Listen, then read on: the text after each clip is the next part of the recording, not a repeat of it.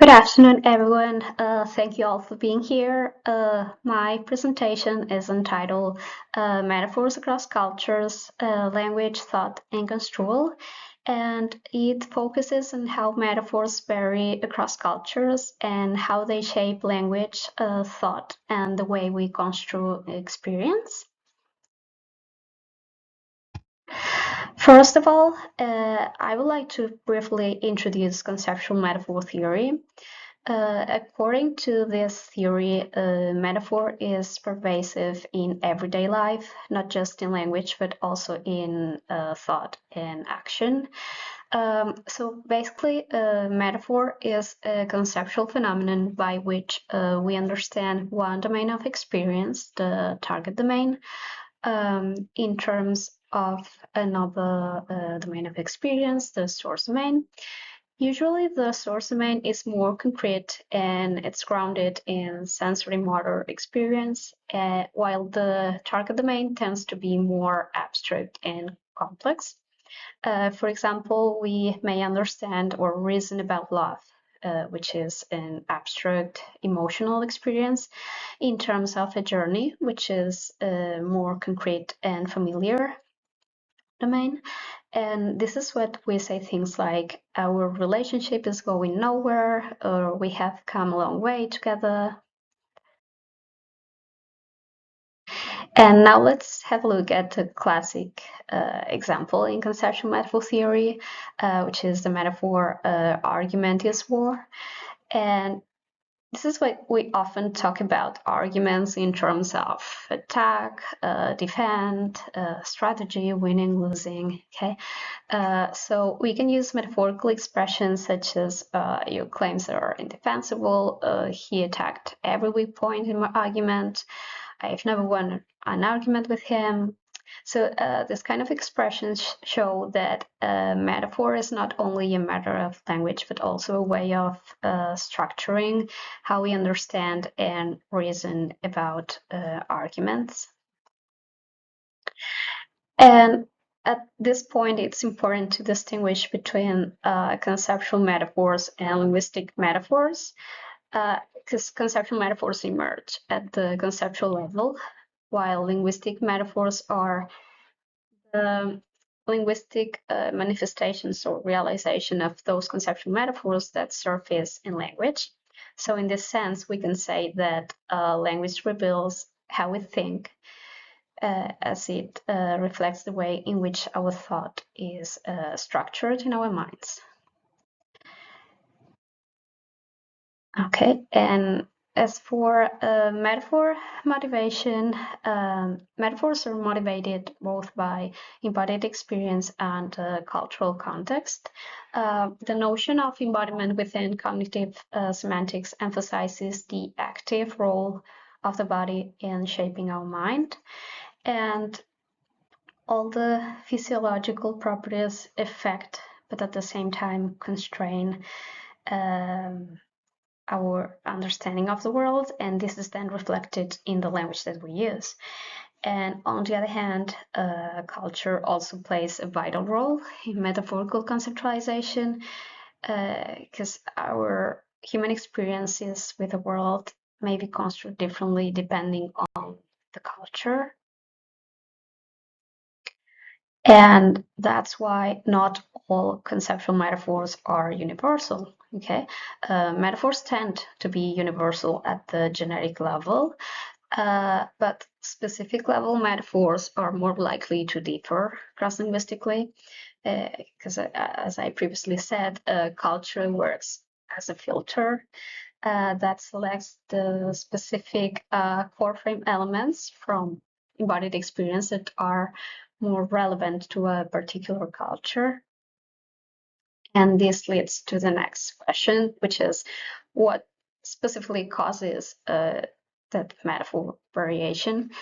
Well, there are two main causes. The first one is differential experience, and it refers to having different social concerns, different interests, historical memory. And the second one is differential cognitive preferences or styles, and it refers to the fact that cultures may focus on different aspects of the same sensory motor experience. And now let's explore some particularly interesting examples of cross-cultural metaphor variation. And this is the case of the conceptualization of anger. So both in English and Chinese, anger can be understood by means of the genetic level metaphor. The angry person is a pressurized container.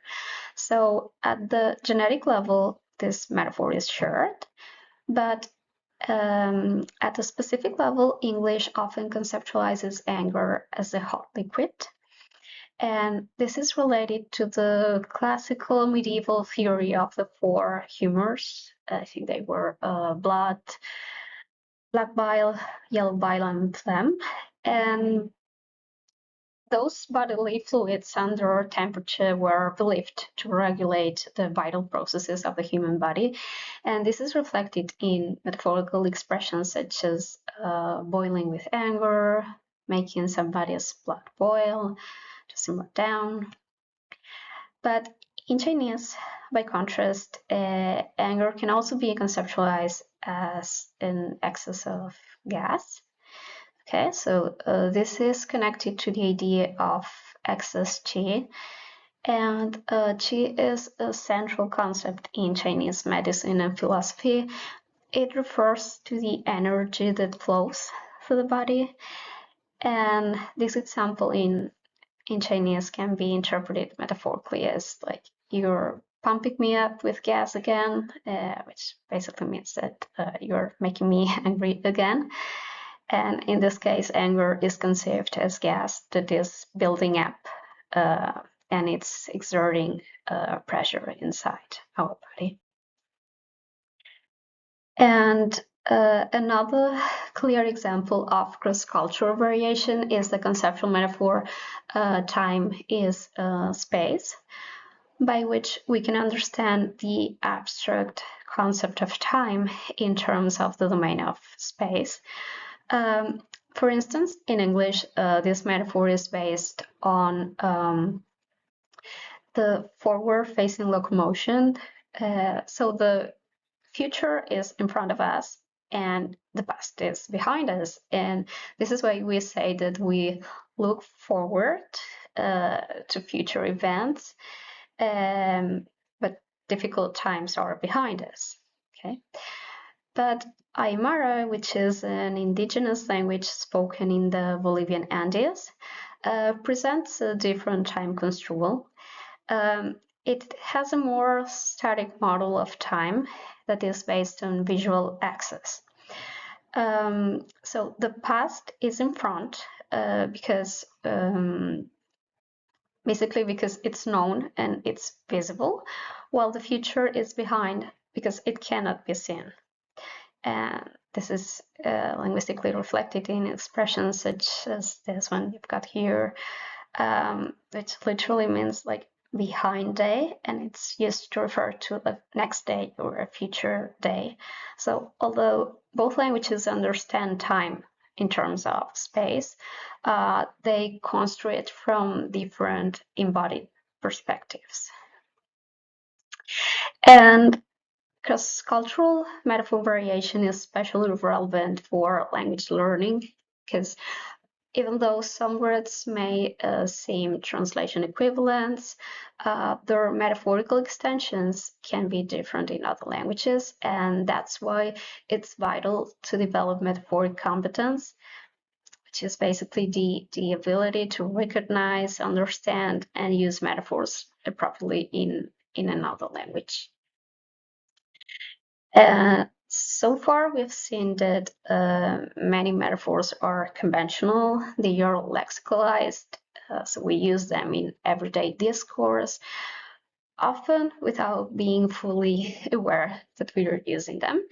But the thing is that metaphors can also be used deliberately, especially when we want to explain abstract or really complex concepts in a more accessible, novel, or even creative way.